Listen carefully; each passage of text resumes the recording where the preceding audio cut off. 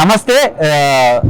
జీవన్ రెడ్డి గారి రాజీనామా సమావేశ కార్యక్రమానికి చొప్పదండి నియోజకవర్గం నుండి ఒక జీవన్ రెడ్డి అభిమాని వచ్చారు, మహిళా కార్యకర్త. సో వారితో మాట్లాడదాం, జీవన్ రెడ్డి గారి గురించి ఏం చెప్తారు అనేది.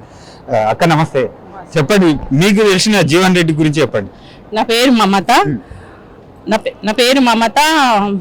సారు 30 సంవత్సరాలుగా చూస్తున్నాం సార్ను. నా పెళ్ళై 30 సంవత్సరాలు అయింది. అప్పటి నుండి చూస్తున్నాం. ఆయన ఒక ఆదర్శంగా మాకు చాలా దగ్గర మనిషి.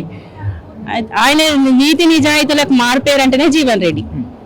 ఆయనకు పదవులేం కొత్త కాదు. పదవులు ఎన్నో, ఇప్పుడు 3 సార్లు ఎంపీ చేసిండ్రు, 6 సార్లు ఎమ్మెల్యే చేసిండ్రు, ఎమ్మెల్సీ చేసిండ్రు, మంత్రిగా చేసిండ్రు. ఇన్ని తరాలుగా చేసినా కానీ ఆయన పదవులు పెద్ద లెక్కేముండదు. ఎప్పుడు చూసినా ఆయన ముఖం మీద చిరునవ్వే ఉంటుంది తప్ప ఓడిపోయినా గెలిచినప్పుడు ఎంత హుందాగా ఉంటారో ఓడినప్పుడు కూడా అంతే హుందాగా ఉంటారు. ఆయన అప్పుడు చూసినప్పుడు మాకు ఆయన ఒక ఇన్స్పిరేషన్ అనిపిస్తుంది. ఆయన అసలు ఈ రోజు ఈ పరిస్థితి రావడానికి మాకు అసలు రక్తంలో ప్రతి జీర్ణించుకుపోయింది. కాంగ్రెస్ ప్రభుత్వం అని అంటే, చేతి గుర్తు అని అంటే అసలు మన నరనరాల జీర్ణించుకుపోయింది.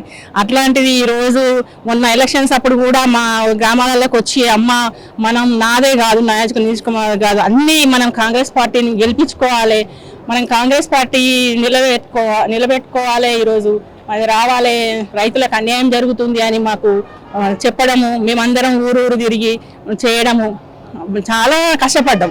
ఆయన ప్రతి వారిని అలర్ట్ చేసిండు. అప్పుడు బాగా కష్టపడ్డాడు. ఆయన నియోజకవర్గం కంటే చెప్పండి కానీ వేరే మల్యాలు అంటే ఇంతకుముందు ఉమ్మడి జిల్లాలో ఆయనకు ఉండే సంబంధాలు ఉంటుండే. అట్లాంటి మేము అప్పుడు ఎమ్మెల్యే అప్పుడు నిజామాబాద్ నుండి చేసినప్పుడు కూడా చాలా మంది మన్నాం, అన్న ఇటు సైడ్ రాండి, అన్ని ఓట్లు ఉన్నాయని మన దిక్కే, ఎందుకు మీరు అటు వెళ్తుండ్రు అని అంటే, ఆయనకు జగిత్యాల అంటే ఆయనకు ఒక పొద్దున లేస్తే ఈ సంబంధాలు లేకపోతే ఆయనకు ఒక మనసు పట్టది. మాది బతికేపల్లి గ్రామం. సార్ వాళ్ళ ఊరు బతికేపల్లి గ్రామం మాది.